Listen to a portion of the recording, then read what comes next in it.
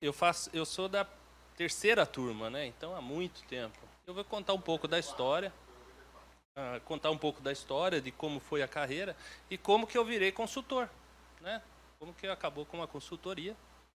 E o Boca realmente falou, olha, você pode começar a carreira pelas Big Four, é uma experiência incrível também, não é? Mas também você pode criar o seu próprio mercado, né? Depende como que você vai seguir. Eu não segui para a área acadêmica, segui para a iniciativa privada. Vou passar um pouquinho para vocês da Agronomics. Na verdade, eu comecei durante a faculdade, trabalhava no Banco ABN junto com o Marcão, né? A gente trabalhava junto.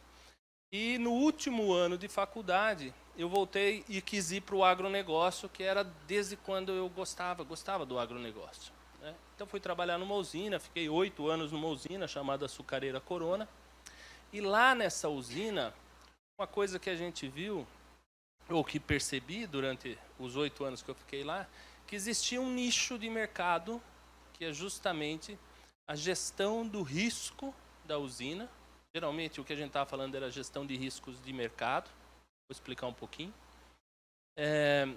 que ninguém cuidava, né? Então, o que aconteceu? O setor sucroalcooleiro vinha de uma época que era muito regulado, aonde o governo decidia pelo Proálcool quanto que era o valor do álcool, quanto que era o valor do açúcar, e o pessoal aqui, os usineiros, eles só faziam produzir. Então, quanto mais eles produziam, o preço já era fixado, dado, né? E eles mais produziam e mais. E era um programa governamental. Então, a única preocupação, e eles se desenvolveram muito na produção da commodity, do açúcar e do álcool. Com o Collor entrando e assim, ocorreu a desregulamentação do setor, eles foram para o livre mercado. Então, eles passaram a ser tomadores de preço. Independente da quantidade que eles produziam, o preço era dado pelo mercado porque eles produziam uma commodity.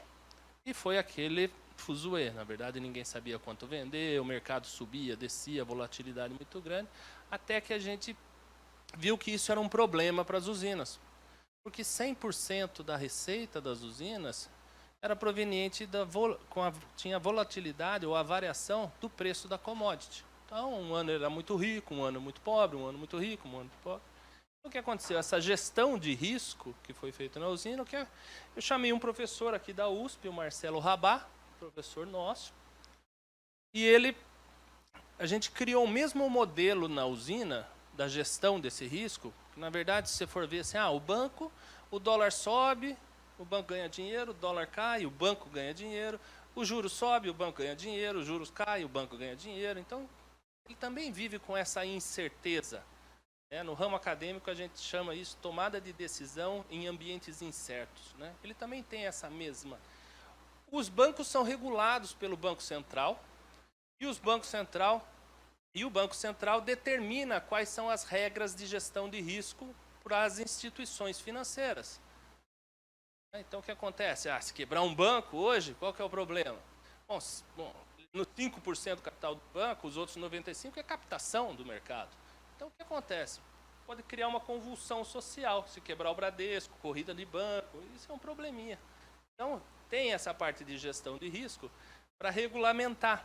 Mas as usinas não são reguladas pelo sistema financeiro, não são reguladas pelo Banco Central, não tem que respeitar a Basileia ou coisa assim.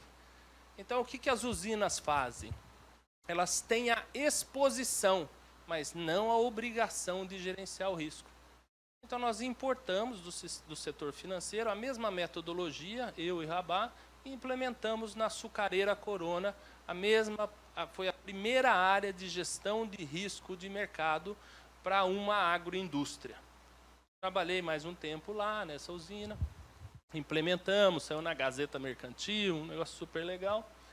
Só que a usina foi vendida, e quando ela foi vendida, e uma das razões que a gente conseguiu manter a usina em pé para ela ser vendida por um bom preço, foi justamente a gestão do risco. A partir daí, o Rabá me chamou e falou assim, olha, vem aqui para a Risk Office, que era o escritório dele, e a gente vai dar consultoria para todas as empresas do agronegócio que também têm a mesma exposição. Aquela área que você montou na Açucareira Corona, a gente vai montar para todo mundo. Tem soja, tem milho, tem laranja, tem tudo quanto é tipo de commodity, café. Então vamos implementar isso, a mesma área de gestão de risco, em outras empresas. Foi uma inovação que a gente fez no setor. E a partir daí a gente começou a implementar essas áreas de gestão de risco via consultoria em empresas como a BR Foods, ETH, Caramuru, SLC, várias empresas do agronegócio, Bertin. Então, várias empresas começaram a implementar essas áreas de gestão de risco, até que nós vendemos a consultoria, o Risk Office. Aí vendeu o Risk Office, o Rabah foi ser sócio da Vinci Partners, que é um banco de investimento, porque ele ganhou a maior parte. Estou brincando. Na verdade, ele foi porque ele tinha o que agregar na Vinci Partners, né? E cada um foi para um lado. E eu fui para a Alemanha trabalhar, já sabia bastante de gestão de risco financeiro. E risco financeiro, é risco de crédito, de mercado e liquidez. E eu também tinha assinado uma carta de não competição e não concorrência na venda. E eu fui para a Alemanha para trabalhar com uma outra área que é gestão de risco operacional. Não só os riscos que são criados no agronegócio pela volatilidade dos preços, pelas mudanças no ambiente macroeconômico, pela falta, o excesso de liquidez de um determinado mercado, mas eu queria também ver, não só monitorar isso, mas também queria ver na parte de dentro da porteira, se realmente o cara estava plantando, se o cara estava produzindo, se o cara estava colhendo, até porque isso é uma coisa que a gente dá em garantia para empréstimo. Isso chama colateral agrícola. Então, como é que eu sei que eu vou emprestar o dinheiro para o cara, eu que sou um investidor, e se o cara plantou ou não plantou? Aí eu fui para a Alemanha trabalhar com monitoramento remoto de colaterais agrícolas, que na verdade é a utilização de sensores remotos, e no caso dessa empresa da Alemanha eram 5 satélites, que monitoravam via a quantidade de biomassa que existe, de fotografias, imagens, se ali tinha sido preparado o solo, se teve crescimento de biomassa, se essa biomassa foi cortada. Então comecei a trabalhar com gestão de risco operacional, fizemos assim a Rapid Eye, fizemos com a Aliança do Brasil, foi uma das empresas que a gente fez acordo com a Control Union, e o negócio foi tão legal que o Banco Central começou a utilizar as imagens de satélite, começou a aceitar as imagens de satélite como prova documental de que houve ou não sinistro, de que houve ou não a utilização do recurso financeiro. Então a gente conseguiu, com essa nova tecnologia, mudar o sistema de verificação de se o cara tinha utilizado ou não os recursos para plantar. Para o seguro agrícola que a gente começou. E depois que eu terminei os 3 anos, no Risk Off, os 3 anos de quarentena, trabalhando na Rapid Eye, terminou o meu tempo de quarentena, eu voltei para o mercado, oferecendo meus serviços, mas como freelance, né?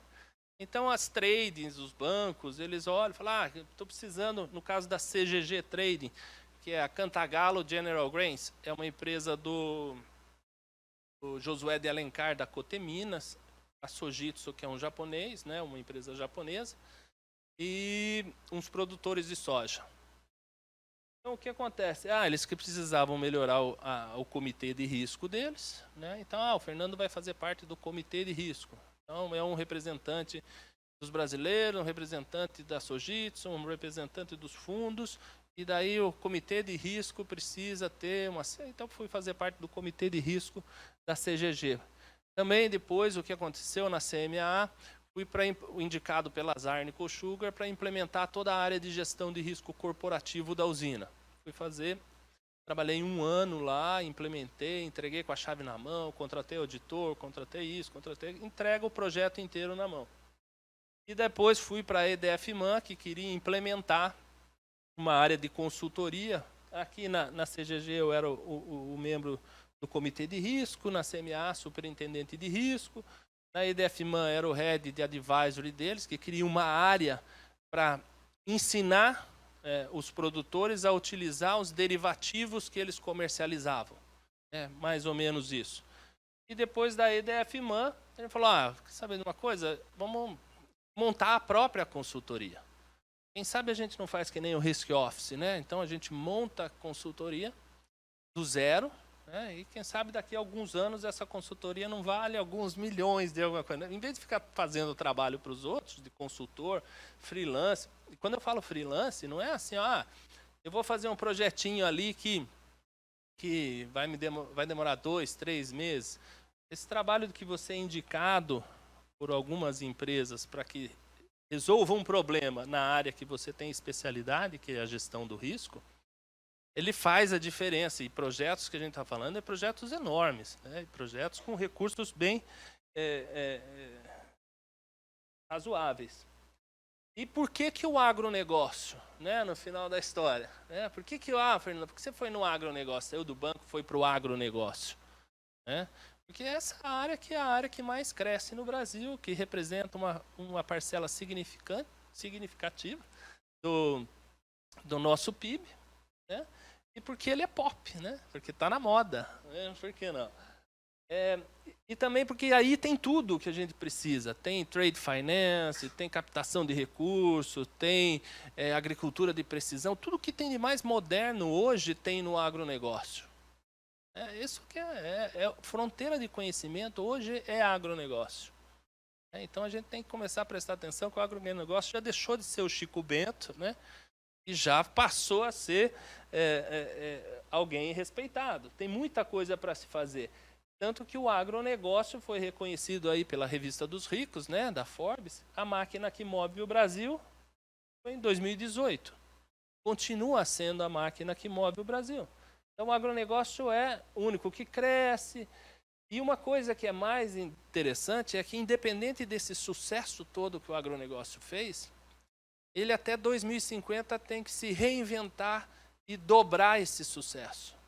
É que nem a Dilma, quando chegou na meta, pode dobrar a meta. Né? Então, agora a gente chegou na meta, tem que dobrar a meta, tem que produzir para 9 bilhões de pessoas. E com a produção que existe hoje, um tantão de gente morre de fome. Então, precisamos dobrar a produção. E para dobrar essa produção, o agronegócio vai precisar investir em tecnologia. Todo mundo está vendo isso, desenvolvimento de sementes, uma série de processos sendo implementados, a Bayer criando uma empresa gigante, não sei, ela se juntou com a Monsanto, não foi? Foi juntando. Então a gente está vendo os grandes conglomerados se articulando para oferecer tecnologia de ponta. Vocês não têm ideia o número de startups que tem para o agronegócio hoje, focado no agronegócio. Aqui em Ribeirão Preto vai ter o polo dessas startups também, lá no Supera Park. E outra coisa que eles vão precisar investir é em gestão. Mas por que o agronegócio tem que investir em gestão, né? Tanto quanto ele vai ter que investir em tecnologia? Simplesmente porque ele precisa pagar a tecnologia. Né? Ninguém compra um trator guiado por satélite, né? Não é dado de graça para que ele produza o dobro de alimento. Não tem como. Né? Então ele vai custar, e custa caro toda essa tecnologia. Para se manter na fronteira do conhecimento, o agronegócio precisa dessa tecnologia e ela não é barata. E a gestão vai fazer com que ele possa ter acesso a essa tecnologia. Como? Acessando recursos financeiros que são necessários para comprar essa tecnologia. Como é que eu vou pegar? Quem é que vai emprestar dinheiro para o agronegócio? Né? O agronegócio é um investimento qualquer, como qualquer outro investimento. Só que qualquer outro investimento tem no seu DNA esses princípios básicos de gestão. Governança corporativa, gestão de risco e sustentabilidade. Por que cada um deles? Governança corporativa, porque o cara que está emprestando dinheiro para ele comprar tecnologia, ele quer transparência com os recursos, quer equidade, quer que ele seja responsável dentro da empresa, que não compre uma caminhonete, compre realmente o defensivo que precisa e que ele preste conta. Né? Puxa, prestar conta é uma coisa que é difícil, né? Porque você tem que anotar tudo, você tem que melhorar a sua gestão para isso. Ele tem que saber gerir os riscos. Por que gestão de risco? Porque independente de o cara ser responsável com os recursos que ele está buscando no mercado e prometendo pagar de volta, ele também como é o agronegócio, em última instância, depende do clima. Se chove mais, se chove menos, se o preço da commodity sobe, se o preço da commodity cai, se a variação cambial ocorre, se o dólar vai para 4, se o dólar vai para 2, isso tudo impacta no agronegócio. E eu preciso saber fazer essa gestão de risco, tanto dos riscos financeiros como dos riscos operacionais.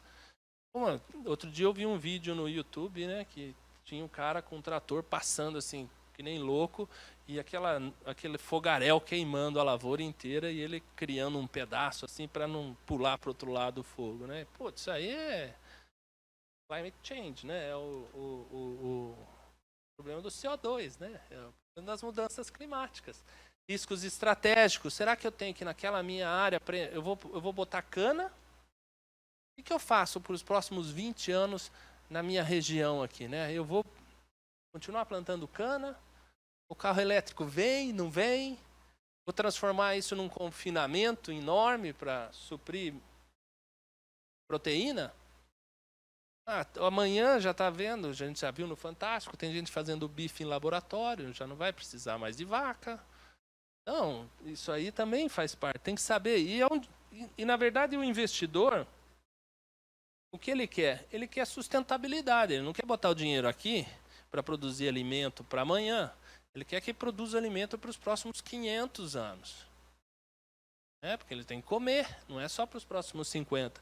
Então eu tenho que ter uma possibilidade de não utilizar os recursos naturais de forma que eu possa não contar com eles depois. Eu tenho que ter uma certa... Eu preciso ter perpetuidade no meu negócio. Eu preciso ter sucessão. Se ele morrer, acabou a nossa parceria. Então, eu preciso disso por muitos anos. Isso aqui que é o agronegócio nosso hoje, né? Não é mais aquela turma de capial que, sabe? Não, a gente está falando de gente jovem, de gente que está entrando no agronegócio, cada um na sua área. Eu sou economista, os outros 2 sócios são economistas, um entende de relacionamento com o investidor, o outro com estruturação financeira, eu na gestão de risco, o Duque ajuda a gente no Supera na parte de inovação, né? Então, suprir o agronegócio com gestão é a nossa prática. Então, a gente fala que a gente ajuda o agronegócio, a nossa consultoria focada neste mercado, que é o mercado que mais cresce, naquilo que ele apresenta a maior dificuldade, que é a gestão e o relacionamento com o mercado. O relacionamento com as instituições financeiras, o relacionamento com as empresas de comercialização. E nessa área, então, a gente encontrou um nicho para atuar dentro do agronegócio e as nossas capacidades de economistas se encaixavam. E assim, a melhor forma para a gente prestar esse serviço ou para explorar esse mercado é a consultoria, passando o conhecimento que a gente veio adquirindo ao longo dos anos da nossa carreira. Eu com 25 anos de gestão de risco, o Oswaldo passou por vários bancos, Banco Fortis, Rabobank, Deutsche Bank, fazendo estruturas de financiamento. O Rampazzo, com 12 anos de CPFL na área de relacionamento com investidores. Né? Então, é assim, juntando as capacidades que a gente tem e explorando um mercado que a gente encontrou. E a gente acha que eles vão precisar. O que a gente tem visto hoje é que as próprias instituições financeiras hoje, que requer um mínimo de gestão para que os produtores possam se relacionar ou que tenha negócio sendo firmado, elas indicam a Agronomics para que eles tenham um mínimo de estrutura suficiente para se relacionar com o mercado financeiro. Então, um dos melhores nichos nossos é quando o banco chega e fala assim, olha, quer saber de uma coisa? Contrata a Agronomics, porque daí eles dão uma arrumada na casa e você volta para conversar, porque eu não estou nem entendendo o que você está falando. Daí é o jeito que... É uma dificuldade, né? Imagine quando a gente tivesse que se relacionar com um investidor direto vindo de fora. A abertura do mercado está acontecendo e a passos largos. o agronegócio precisa se adaptar. Então, a minha carreira foi por esse lado, né? E eu quero deixar de recado para todo mundo é que, independente da área que você escolha, a consultoria é algo que é super desafiador, porque cada cliente tem uma necessidade específica e você tem que adaptar o seu conhecimento à realidade dele e à necessidade dele, para você mostrar resultado, para que ele continue contratando você. Sem resultado não vale a pena. A gente tem cliente que fala, olha, eu comecei mirando uma redução na taxa de juros, né? Porque ele sendo uma empresa mais adequada, corre menos risco, menor. Ah, tá bom, mirando, mas eu ganhei muito em gestão. A gente tem visto clientes que já se tornaram condomínios. Ele já tem outros investidores colocando dinheiro no negócio dele para ampliar o negócio dele, que é produzir soja. Tá? Então, é essa agregação de valor que a gente tenta colocar no cliente que faz a diferença pro consultor. Este é mais um conteúdo produzido pela Faculdade de Economia, Administração e Contabilidade de Ribeirão Preto, a FEA-RP USP. Veja todos os nossos conteúdos em vídeo em nosso canal do YouTube ou acesse o site media.fearp.usp.br para acompanhar também nosso podcast.